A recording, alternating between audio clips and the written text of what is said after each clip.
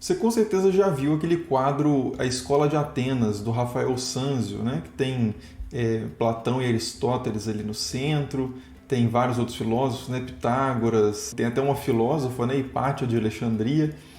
E esse quadro ele é muito interessante, ele não é o tema desse vídeo, mas ele é muito interessante porque ele é um exercício de imaginação, né?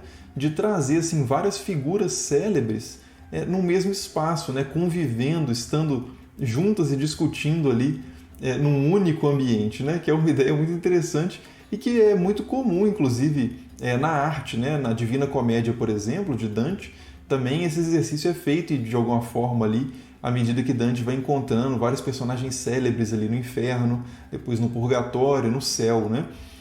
Mas tem uma obra muito menos conhecida desse estilo, que traz várias figuras para conversar no mesmo ambiente, que é um texto árabe medieval chamado, no latim, Turba Philosophorum. E esse livro, sim, é o assunto aqui desse vídeo, e também essa ideia mais geral de que a história do pensamento, né, a história da cultura humana é fundamentalmente uma história de encontros. Então, para começar, a gente tem que falar justamente quebrar, né, essa ideia que a gente costuma ter de que as culturas, historicamente, se desenvolvem de forma meio independente, como se existisse uma cultura grega que é autônoma em relação a uma cultura egípcia, que também não tem nada a ver com uma cultura romana, né? Como se as culturas humanas, né, se desenvolvessem vegetativamente, assim, de uma forma endógena, né? Como se fosse uma semente realmente com o potencial inteiro ali e a coisa vai desdobrando, né?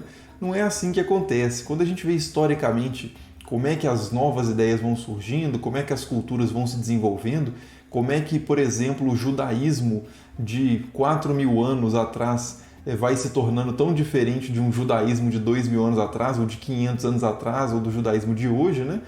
Não é simplesmente um desenvolvimento assim natural.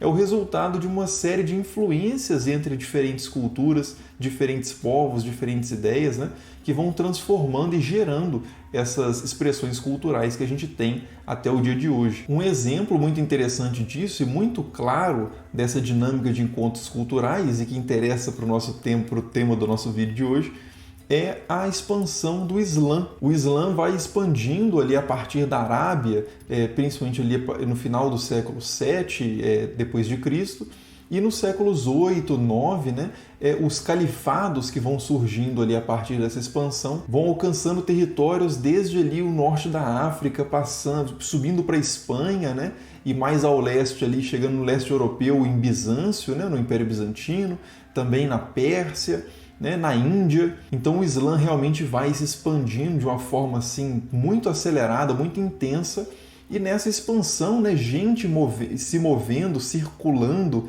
encontrando uns aos outros, né, muitas vezes de forma conflituosa, às vezes de forma mais harmônica, né?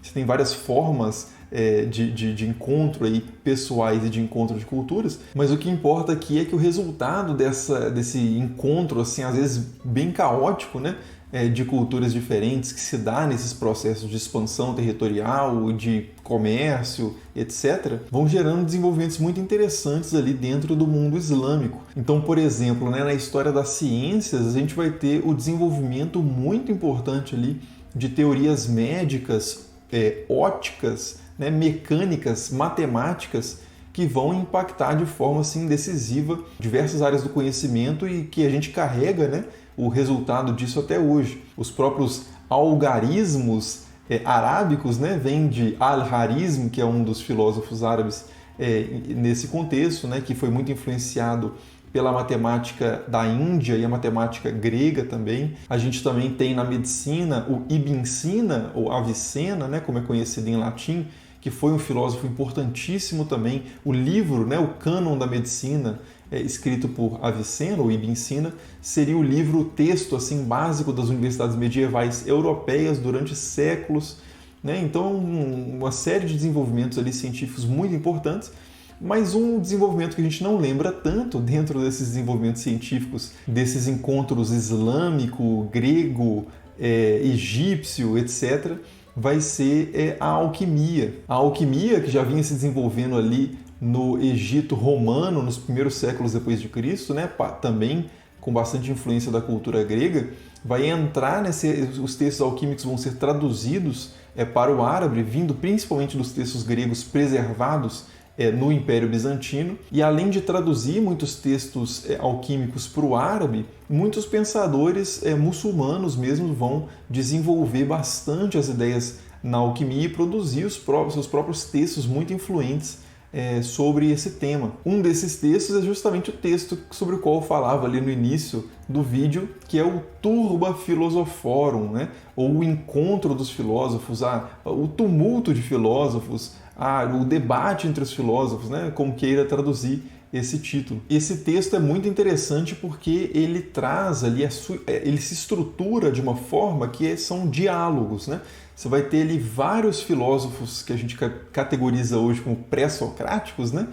Como, por exemplo, Pitágoras, Demócrito, Empédocles, Anaxágoras, Anaxímenes, Seleucipo e alguns outros, que vão proferir ali discursos sobre do que é feita a realidade, né? do que é composta a natureza, né? Como se estrutura o cosmos, na primeira parte desse texto, então são diálogos sobre isso, e na parte subsequente, né, na maioria do texto, na verdade na parte final, mas que na verdade ocupa a maior parte do texto, nós vamos ter uma série de receitas alquímicas, né, químicas e metalúrgicas, né, de produção de pigmentos, né, produção também de alterações em metais, várias receitas, que algumas delas a gente consegue entender o que está acontecendo ali, o que está sendo descrito em termos materiais, outras não, né?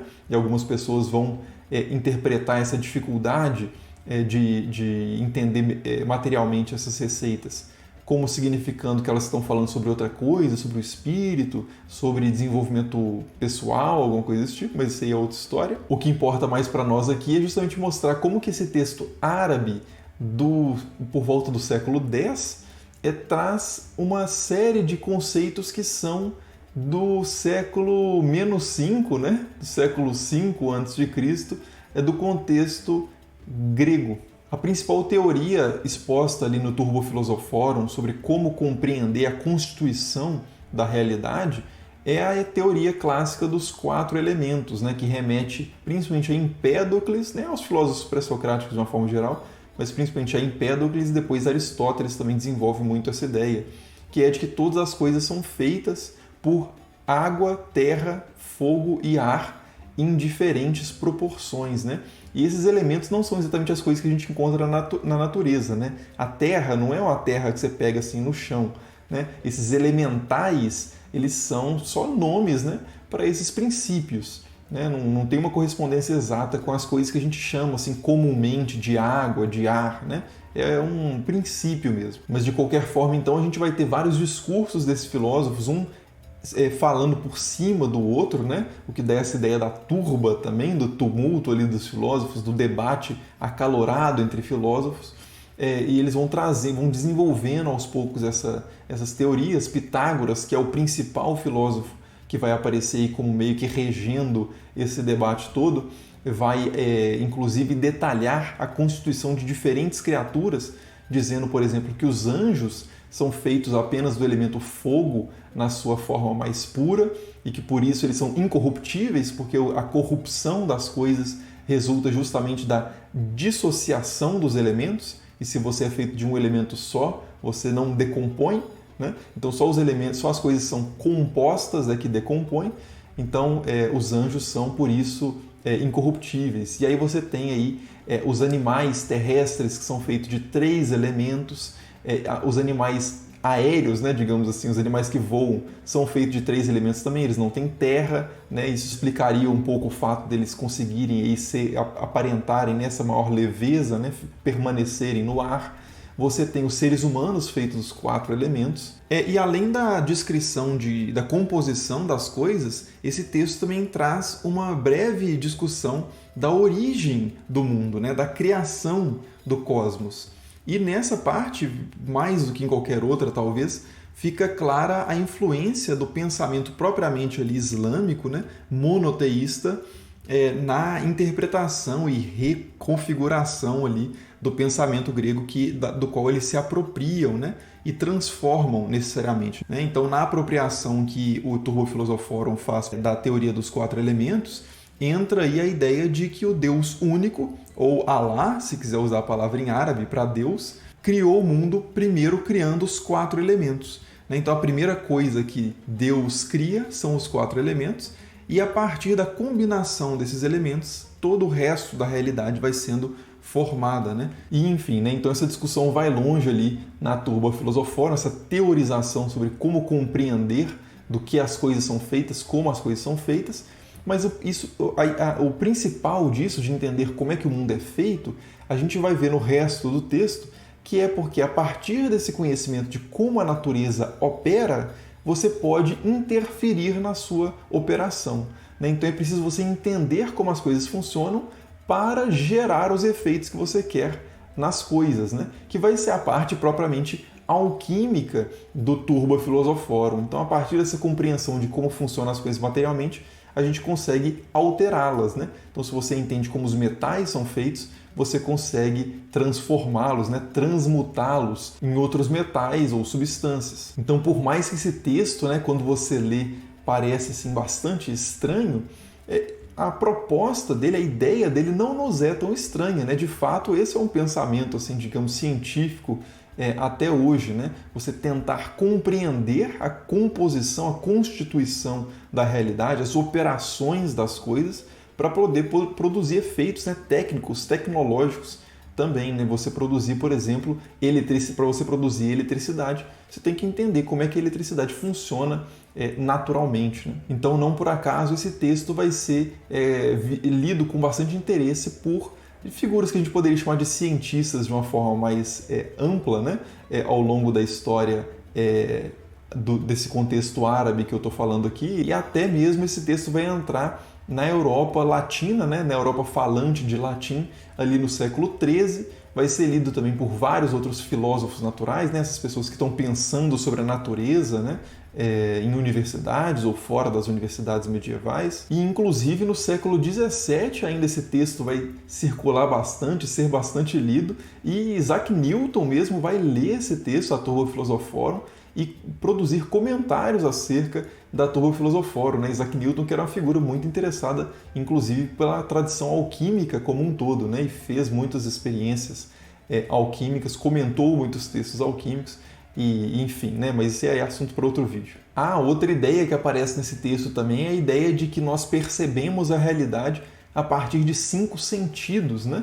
Visão, audição, paladar, tato e olfato, né? Que é uma ideia, aliás, que permanece até hoje com a gente, né? Mas é isso, né? Eu achei interessante trazer esse texto, mais como um pretexto, na verdade, para falar sobre esses encontros de culturas, né? Como é que um texto árabe, que falando sobre filósofos pré-socráticos, foi traduzido para o latim e eventualmente lido por Isaac Newton, né? É interessante ver como essas fronteiras, né? Pensamento moderno, pensamento antigo, pensamento grego, pensamento islâmico, etc., né? Não tem fronteiras assim tão impenetráveis, né?